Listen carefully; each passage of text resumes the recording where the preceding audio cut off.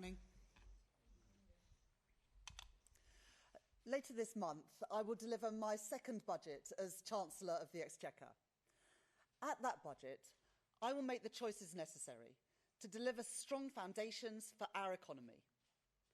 My budget, led by this government's values of fairness and opportunity, and focused entirely on the priorities of the British people: protecting our NHS, reducing our national debt, and improving the cost of living.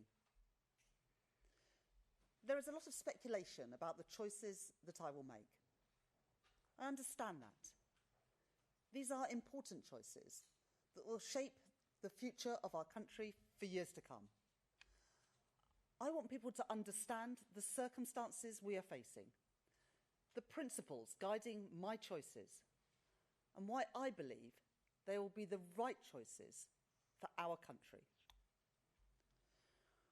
We are a country with considerable economic strengths, an open trading economy, a global hub for cutting-edge industries, from AI to biotech, with world-leading universities and scientific institutions, and a talented and a committed workforce.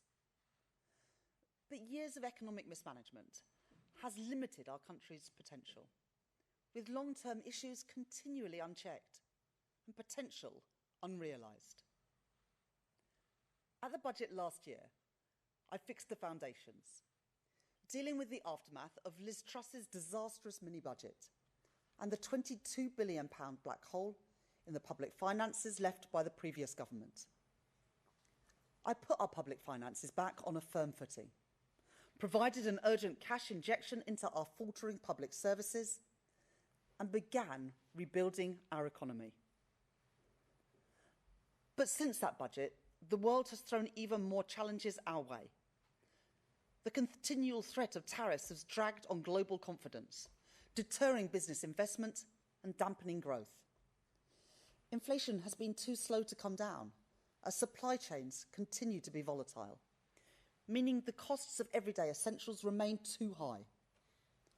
And the cost of government borrowing has increased around the world, a shift that Britain, with our high levels of debt left by the previous government, has been particularly exposed to.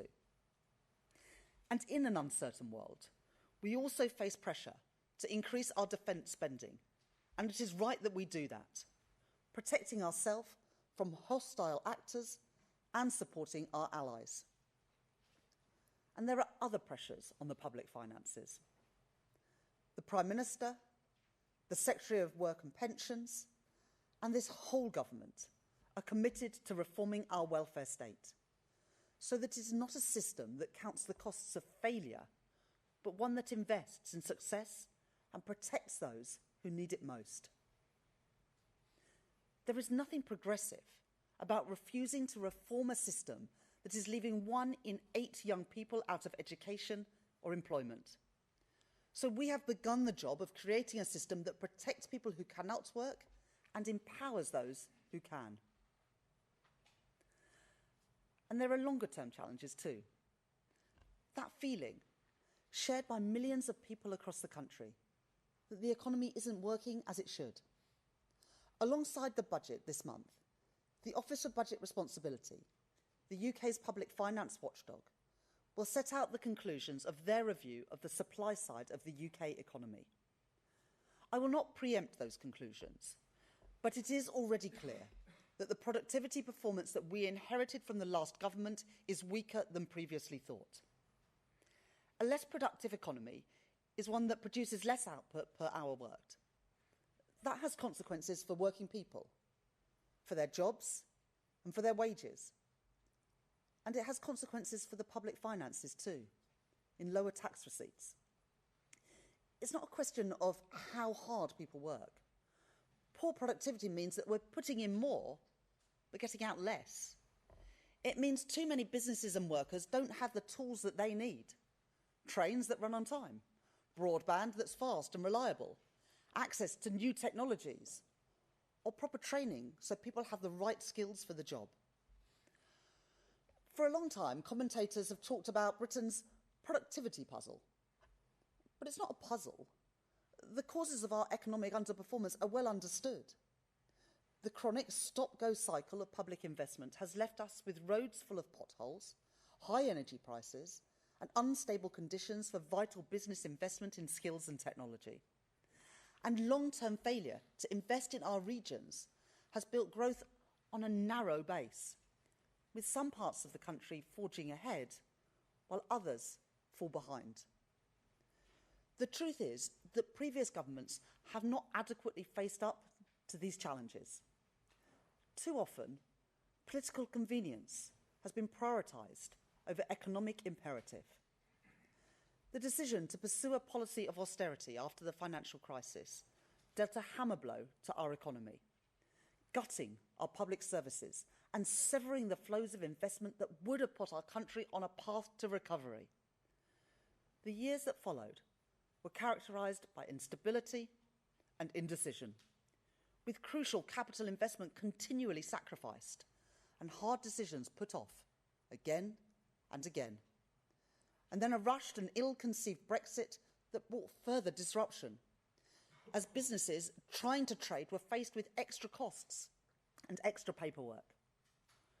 All this meant that when the pandemic arrived, our country was underprepared, our public services weakened and our economy fragile. And we finished the pandemic with higher death rates and higher debt than our peers. This isn't about relitigating old choices. It's about being honest with the people about the consequences that those choices have had. It is my job to deal with the world as we find it, not the world that I might wish it to be. Not to commentate or to speculate, but to act. In my May's lecture last year, I set out our plan for solving our productivity problem through a programme of stability, investment and reform.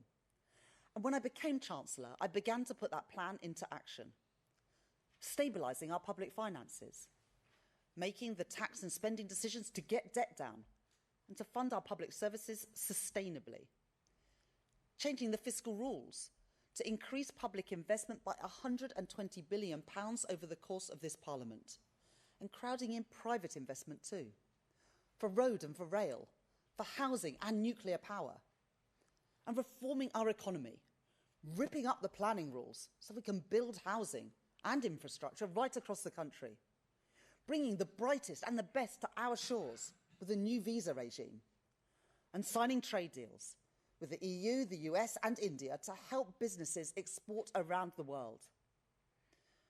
We've begun to see the results of those plans in falling interest rates and falling NHS waiting lists, in rising wages and rising investment. But I know that real progress takes time. Our growth was the fastest in the G7 in the first half of this year. I don't expect anyone to be satisfied with growth of 1%. I'm not, and I know that there is more to do. The first part of our planning reforms will add an additional £6.8 billion to the size of our economy in the next 5 years. But the next part, our planning bill, must complete its passage through Parliament before it can make a difference. Interest rates, which rose from 0.1% to 5.25% in the last Parliament, have now been cut 5 times. But at 4%, they are still a constraint on business borrowing and a burden on family finances. Inflation is already much lower than the double digits seen under the previous government. And the choices I make in this budget this month will be focused on getting inflation falling and creating the conditions for interest rate cuts to support economic growth and improve the cost of living. I understand the urge for easy answers. But politicians of recent years have become addicted to shelling out for short-term sticking plaster solutions rather than making long-term economic plans. They were irresponsible then. And those who continue to push for easy answers are irresponsible now. The UK's national debt now stands at £2.6 trillion, equivalent to 94% of GDP. Before the mini-budget, our borrowing costs were in the middle of the pack compared to other advanced economies. But now, we have the highest borrowing costs of any G7 country. Today, 1 in every £10 of taxpayers' money is spent on debt interest. Not paying that debt down, but just paying the interest to our creditors. At the budget last year, I changed the fiscal rules to strike a careful balance, to invest more in capital alongside a credible plan to grow our economy and bring debt down within this Parliament. That was the right decision to break the cycle of low productivity and low growth. But that additional investment can only be delivered because markets know my commitment to the fiscal rules is ironclad. Some people say that we should just sidestep those rules, that we can borrow more without consequence by simply reclassifying areas like defence or education. But no accounting trick can change the basic fact that government debt is sold on financial markets. There are limits on the price that banks, hedge funds and pension funds are willing to pay for our debt. And we are competing constantly with other countries also selling debt. The more that we try to sell, the more it will cost us. It is important that everyone, the public and politicians, understand that reality. The less we spend on debt interest, the more we can spend on the priorities of working people, our NHS, our schools, our national security. The public service is essential to both a decent society and a strong economy. At the budget last year, I provided our public services with a vital cash injection, and I am proud of that choice. Proud that it is a Labour government that is providing record investment in our NHS, getting waiting lists down by over 200,000 since the election. Proud that it is a Labour government that is investing in our children through the rollout of free breakfast clubs and free school meals. And proud that it is a Labour government that is funding our armed forces and remains resolute in our NATO commitments. The alternative is to row back on those investments, to return to the cycle of austerity and decline, which is what got us here in the first place, passing the cost of government failure onto communities and families, stifling our economic growth and weakening Britain's foundations in an unstable world. I will not repeat those mistakes. But if we want strong public services in the decades to come, then we must recognise that productivity and efficiency are not only a challenge for business, they are a challenge for the public sector too. At the spending review, I announced £14 billion of efficiencies per year to be delivered by 2029. Cutting government spend on consultancies, getting rid of bureaucratic quangos and regulators, and driving efficiency through AI and digital technologies. But I know that there is more to do. In the budget and beyond, I will continue to drive for more productive and more efficient public services right across government, making savings and rooting out waste wherever I find it. Now, my opponents will tell you that they could do more.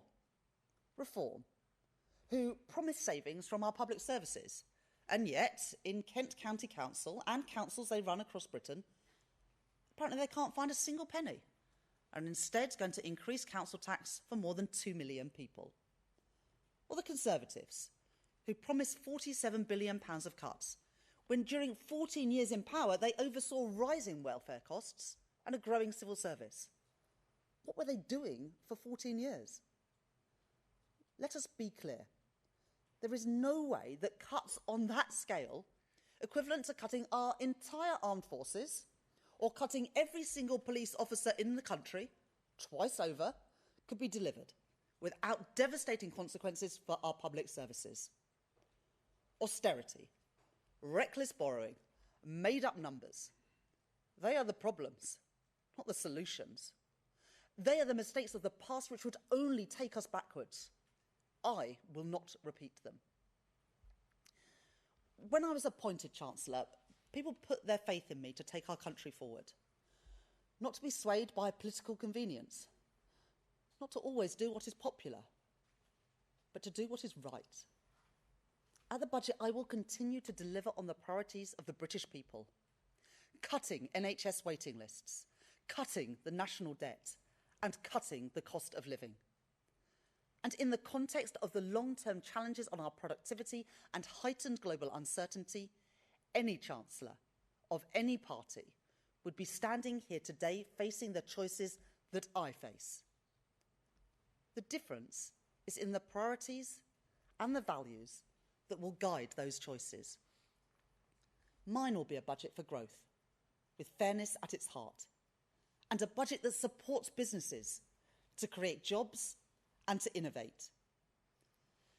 As I take my decisions on both tax and spend, I will do what is necessary to protect families from high inflation and interest rates, to protect our public services from a return to austerity, and to ensure that the economy that we hand down to future generations is secure, with debt under control.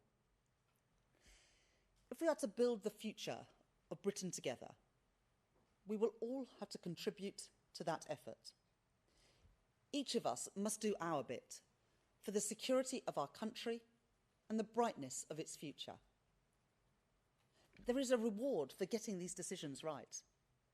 To build more resilient public finances with the headroom to withstand global turbulence. Giving business the confidence to invest and leaving government freer to act when the situation calls for it.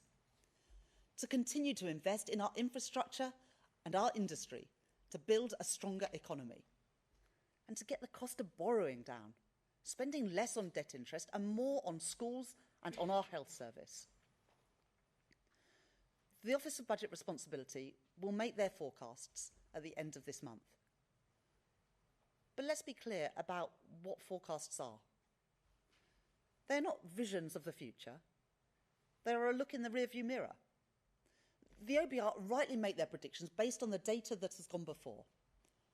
But I do not believe that our past has to determine our future, or that a stuttering economy, poor productivity, and falling living standards is somehow Britain's destiny. A brighter future is within our grasp. We were elected to break with the cycle of decline, and this government is determined to see that through.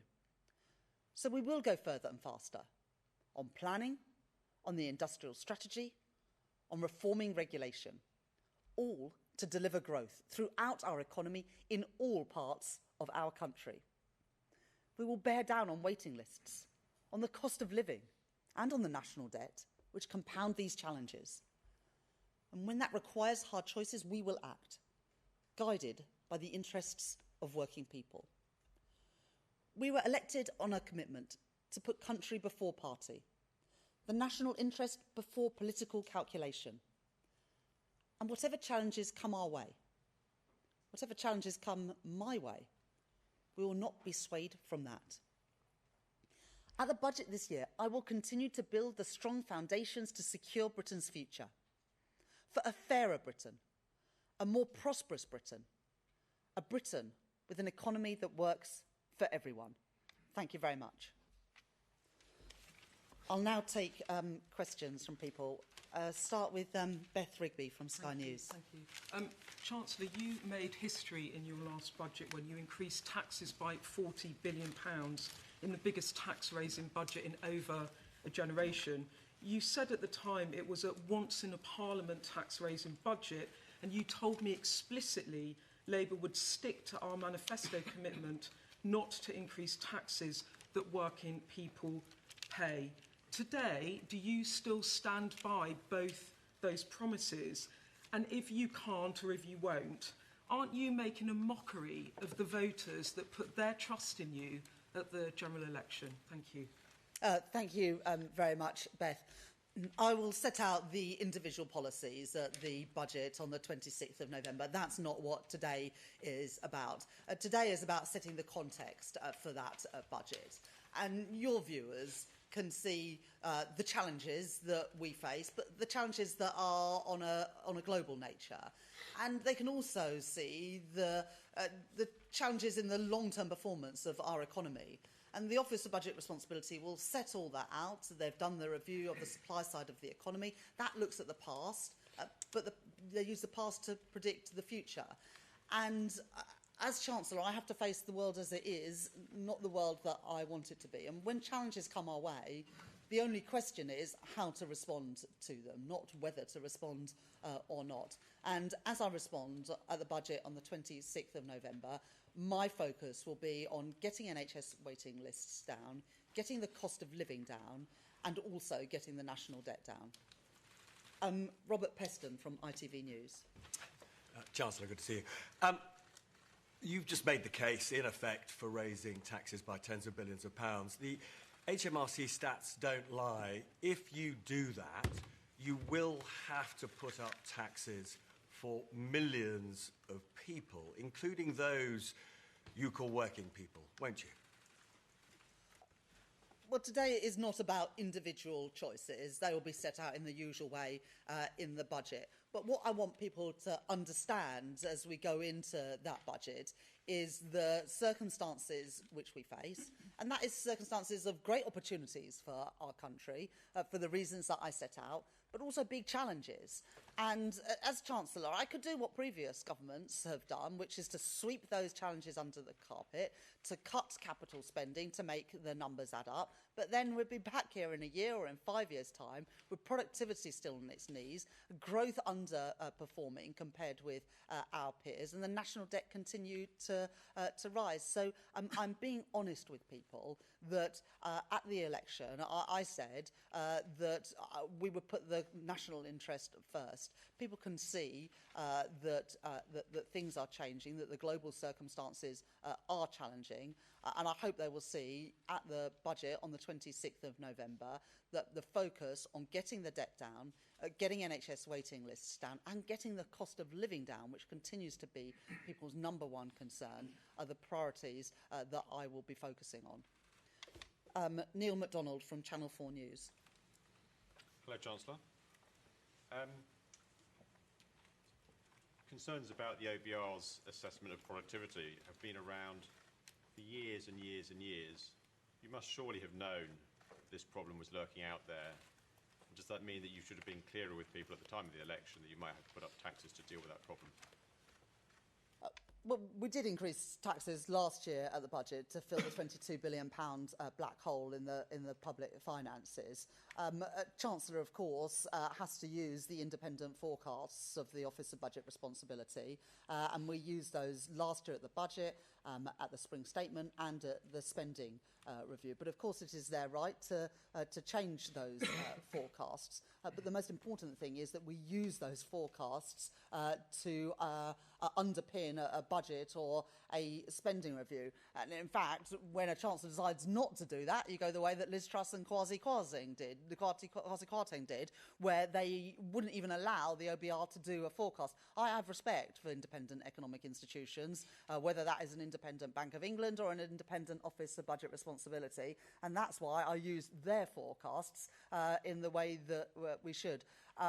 But they will update, as we all know, their view about the supply side of the economy. They will set out the reasons for doing that and the reasons for their new assumptions on total factor productivity, the productivity predictions for the forecast.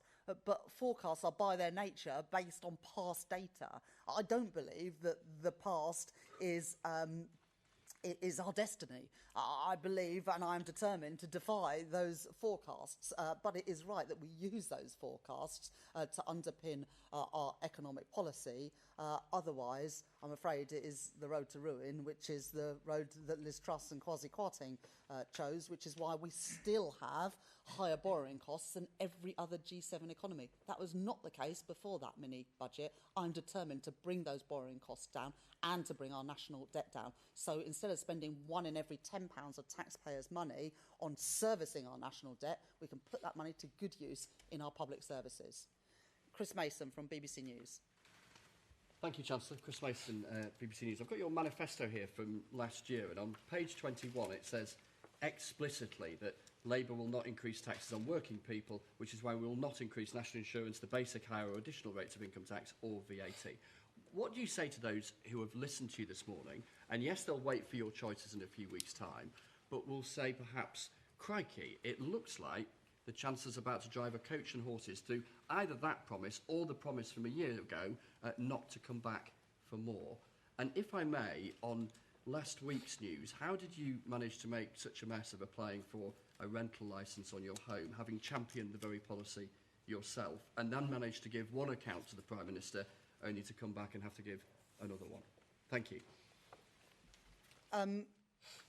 So I will set out the specific policy choices on the 26th of November, and that's the right thing to do. And we're going through that process and the iterative process with the OBR at the moment, with the forecast and different policy measures. What I want people to understand, and I think it is the right thing and the courteous thing to do, to explain those challenges, but also the principles that will guide me in confronting them, and that's what today's speech is about. You know, there would be a different route through this, as I said in a previous answer. I could say, as I said to Robert, and what previous chancellors did, was, OK, we've got these challenges coming our way. The easy thing to do would be to cut investment in housing, to cut investment in energy security, to cut investment in our transport infrastructure. The reason we have such low productivity today, and the reason why the OBR are updating their forecasts, is because governments have done that for the last 14 years, and that's why we face so many of the challenges we face today. And I'm not going to be a chancellor like that. I am going to put the country first. I'm going to put the national interest first, so that chancellors in the future are not going to have to address the productivity puzzle. I don't think it's a puzzle, but the productivity problem that we face today. I'm going to take the long-term interests in our country's interest. And as I make those decisions, I am going to be laser focused on what I think are the key things for our country right now, and that is to get our debt down, because if we weren't spending £1 in every £10 on just servicing the debt, not even repaying it, but just on the interest costs, then we'd have more money for our NHS, or indeed money for tax cuts.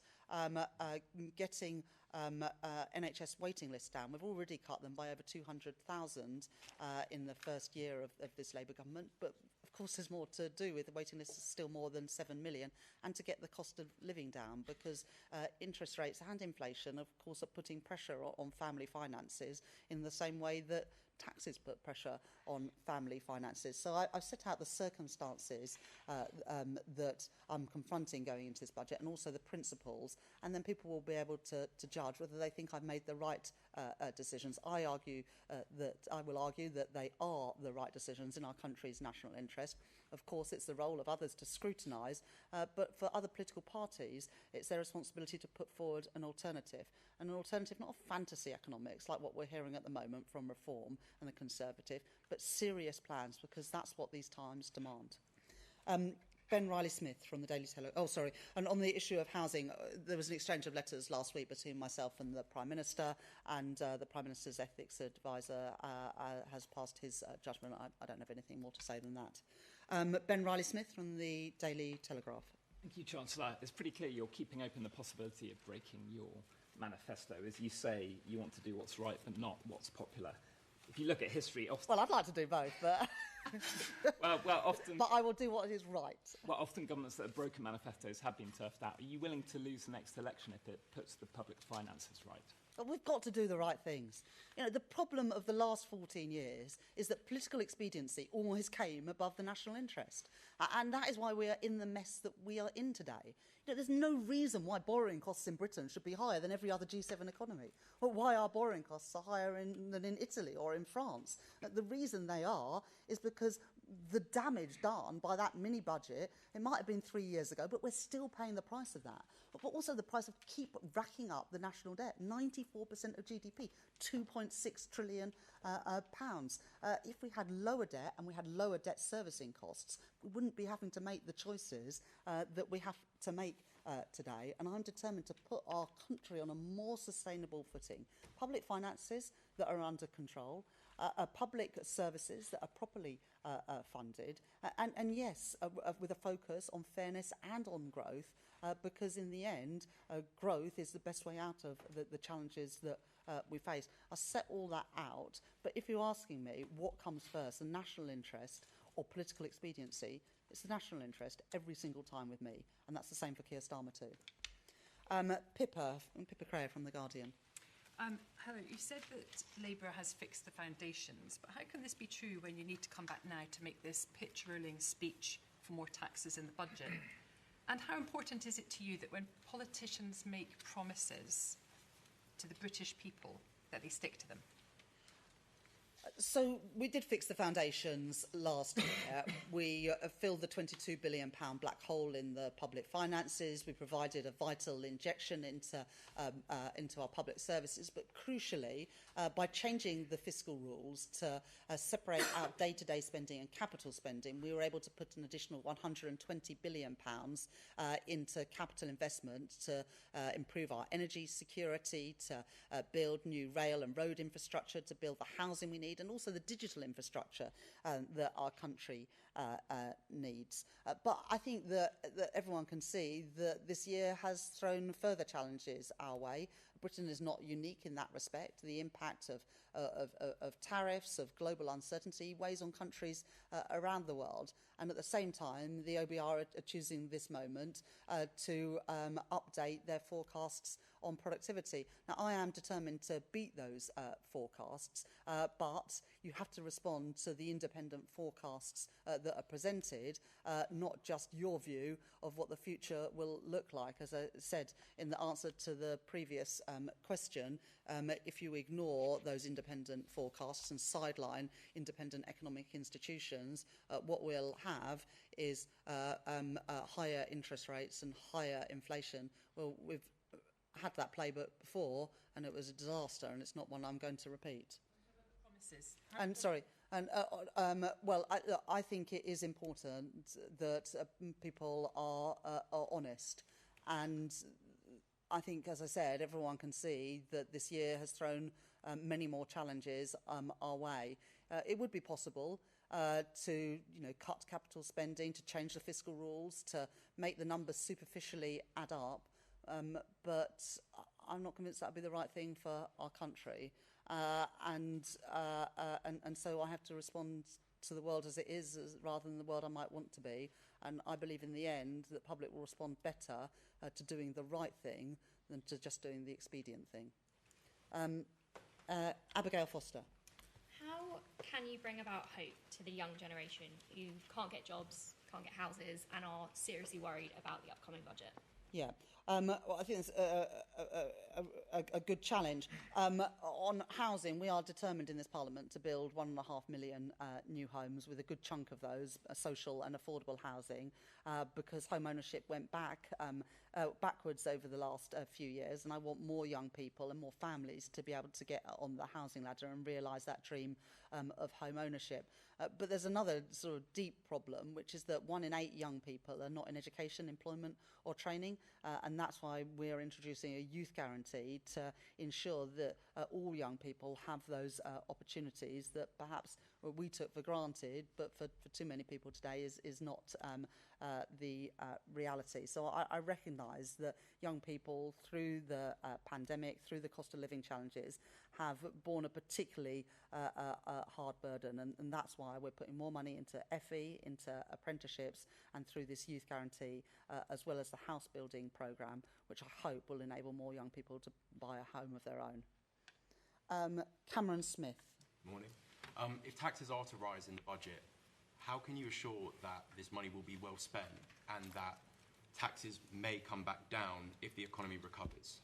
Yeah, no, exactly. And we already, in the spending review, announced £14 billion of efficiencies in public services, cutting consultancies, reducing the number of quangos and regulators, reducing the size of the civil service, using technology much better in the delivery of public services, which, to be honest, has been pretty woeful, what we inherited.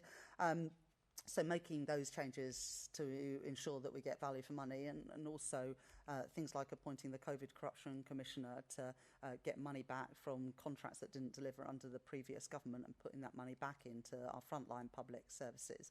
And the point you make about what we might be able to do in the future, the whole point of the decisions that I plan to make in the budget on the 26th of November is to make decisions in the future easier than the decisions that confront us today. By getting a grip of the national debt, for example, will open up opportunities either to put money into public services or to get taxes down in the future.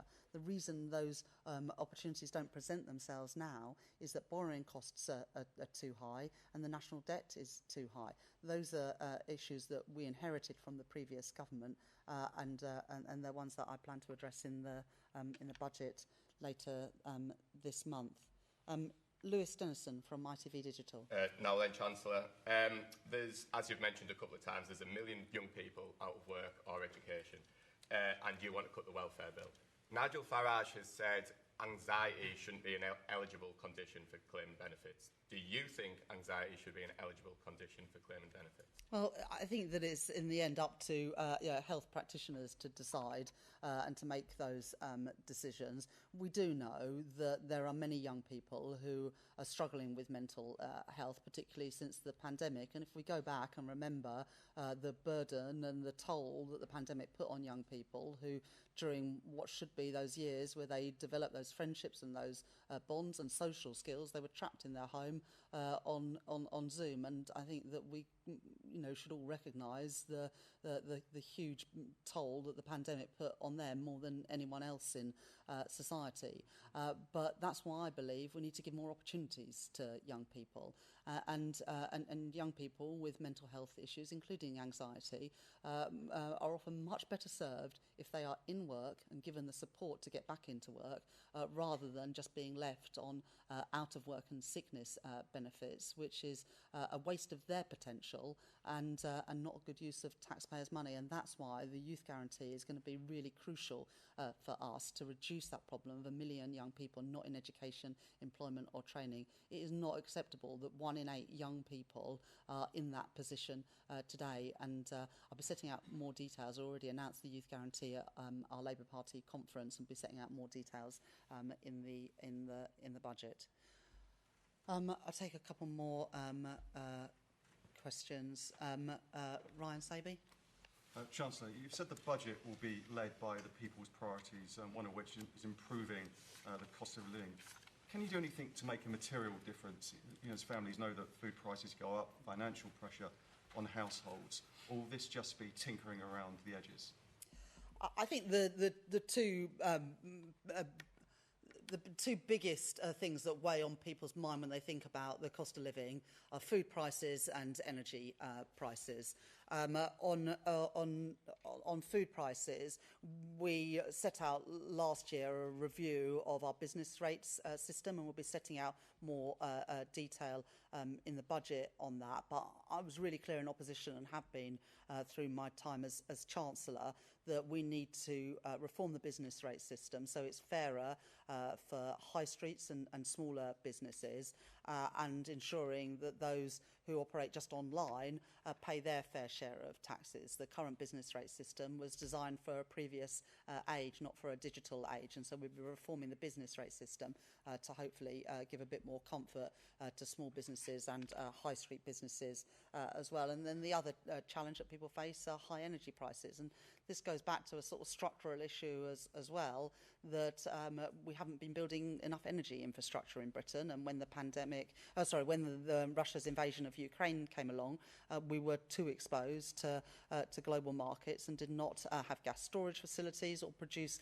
enough homegrown energy, which is why we're putting efforts into that. But I do recognise that energy prices are still very high for people, and we want to ease that pressure on the cost of living. That's why I've set it as one of the 3 priorities for the budget: the cost of living, NHS waiting lists, and getting the national debt down. George Parker from the FT. Thank you, Chancellor. You talked a lot about protecting the interests of working people. What reassurances can you give to some of the people who employ working people, the foreign investors, entrepreneurs, the wealthy, in fact, that your budget won't make their life harder and lead to an even more sluggish growth rate when we've already got an anemic economic situation? Yes, although let's not talk our economic performance down. The IMF at their annual meetings last month upgraded their forecasts for GDP growth in the UK this year. We were the fastest growing economy in the G7 in the first half of this year. And the IMF forecast that we will be the second fastest growing economy in the G7 for this year as a whole. The FTSE is at an all-time high, has outperformed other stock markets this year. Retail sales surprised on the upside in the most recent numbers, and investment is a little bit stronger as well. But I absolutely recognise that to improve living standards for working people, we also need to have more good jobs paying decent wages, and so we'll seek to get that balance right in the budget next month. But I absolutely recognise the point. Maybe just, sorry, a final question. Yeah, woman here in the front row. Hi, thanks, Chancellor. Kitty Donaldson from the iPaper. Is the problem here the Parliamentary Labour Party, is it fair to put up income tax, as you probably will, when you can't get the welfare bill down? And also some of them are expecting you to cut the two-child benefit cap. Can you give them some good news? So I think it's, I think it's a bit unfair to blame the Parliamentary Labour Party for the OBR supply side review, and that will likely be the biggest piece of news in terms of the economic and fiscal situation at the budget later this month. But look, all decisions have consequences, and if you spend more on one thing, there's less money to spend on something else. I've always been really clear about that. There isn't a magic money tree for any type of spending, and any decisions to spend in one area will have consequences for other areas as well. But the most impactful thing in the budget in terms of the change in the fiscal and economic outlook will be determined by productivity. Thank you very much. I'm sure we'll have other opportunities soon. Bye-bye.